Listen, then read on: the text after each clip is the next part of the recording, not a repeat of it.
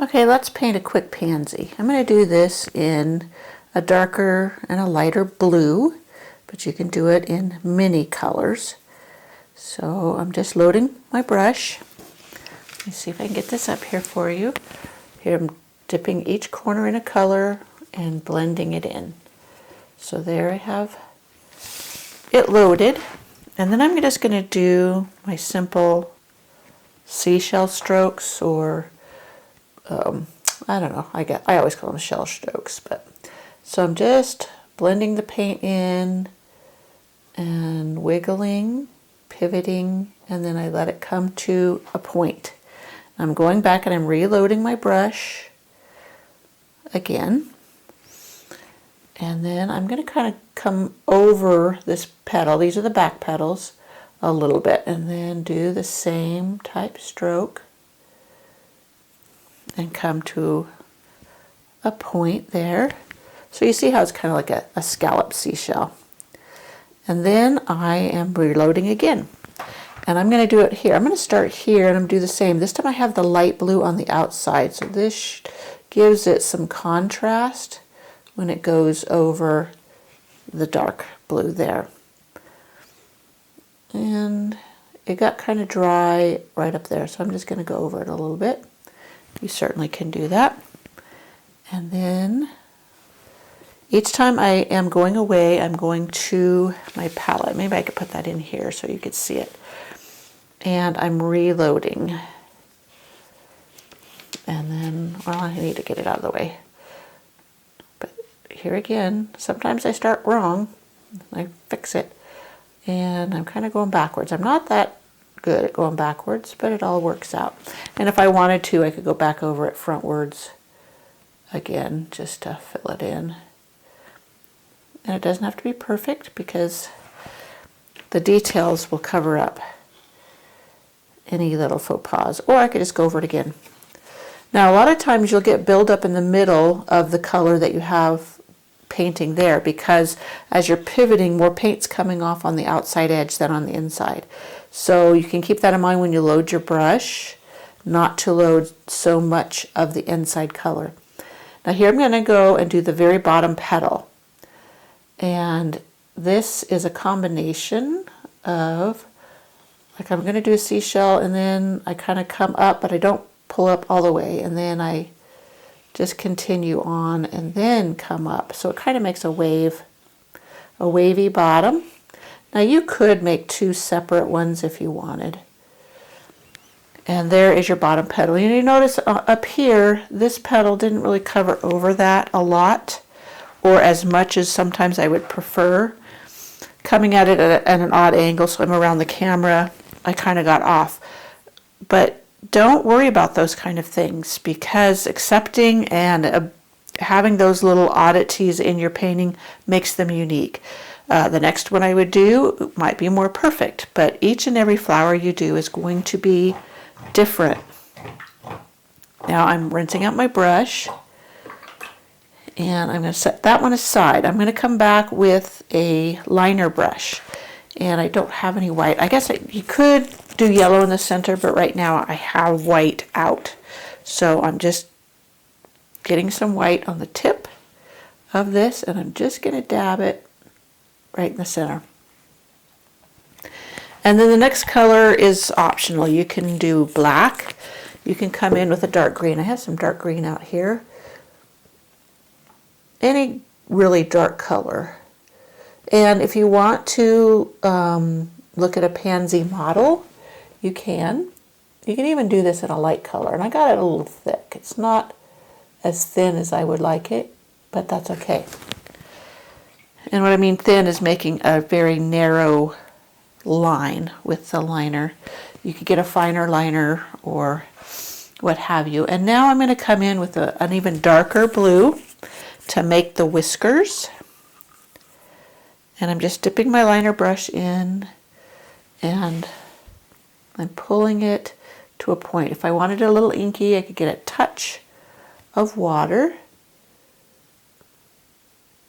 And then I just kind of come along and make faint whiskers, tiny hair type whiskers. It gets blended in if the light blue is dry, it would go on a little bit easier. It's blending in and kind of touching the white and dragging, but I didn't want to wait to do that part. So, and you can even come a little further down. You'll notice some of them have thin, like streaks coming down.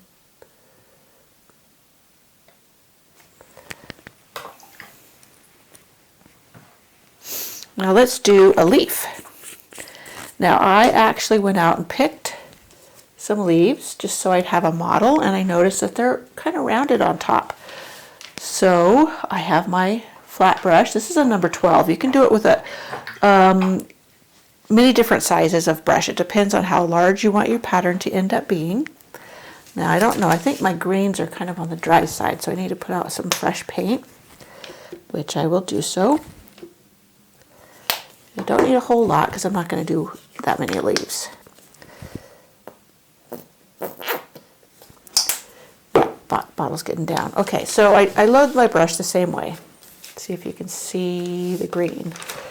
There's the two colors. I'm going to dip each corner in it like I did the blue, go back and forth, blend it in, and then I'm kind of using my model here. I think it'll come out right here. And I am going to kind of do the wiggle. It has the wiggly side, and then I'm going to kind of make a round top instead of a point. And then I'm going to come back in. Now you can do dark on the outside all the way around, or you can do like I did, have one side have the darker green on the outside and one side have the lighter green. And if you want to blend that in, just blend it in with your brush. And if you wanted to make a vein, you could either color. So let's try that one more time. Now one leaf was larger than the other, so we could make another leaf and have it be a little bit smaller. So we'll just go along and make the top rounded. And then do the same here. Bring it over and blend it in. I turned it over to the dark side and kind of blend it in. Make sure I have a good chisel edge and bring my vein in. And there you have your pansy, a simple pansy. And there's many ways to do that. I've seen people come along and do some, let me see if I got enough. I don't know, might cut this too inky, but we'll see. And kind of go along the outer edge like this of the lower petal to kind of accent it, if you wish. And then but you can go back over like the top part with a little bit of a lighter color to give it the dimension you want. And also a lot of times when the white dries, it's kind of a big glob there, I can come in with a touch of yellow. Let me shake this up. I'm just getting a touch of yellow on the tippy top of my brush, and I'll put that right in the apex there, just to give it a little spark. And there you have a pansy. A very simple, quick and easy, fun pansy. That's it for Pamela Groppe Art.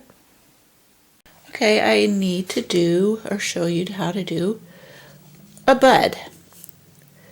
Now here is, you can do like a little, I'll say it's hanging down. Usually they're kind of hanging down. Hopefully I'll get this.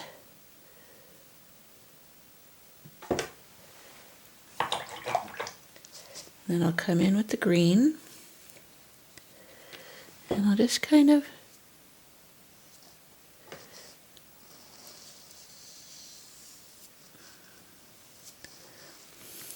course that would be round too, like the others. But there you have that bud, and then there's even smaller bud. I'll show you.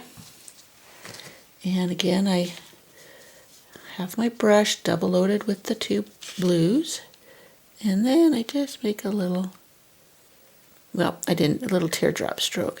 I didn't do that too smooth, so I had to go over it And I'll go back with green. Now you can come in with a liner brush to do this. My light green's getting really dry.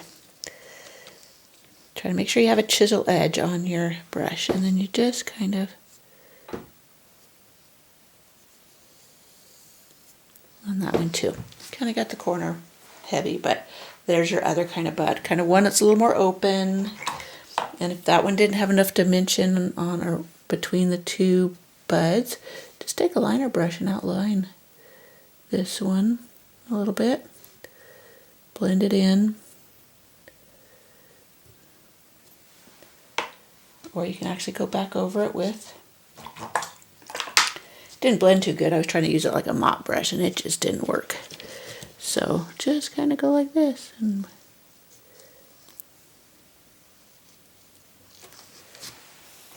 it's all good. You can make them in many different ways. And there we go again.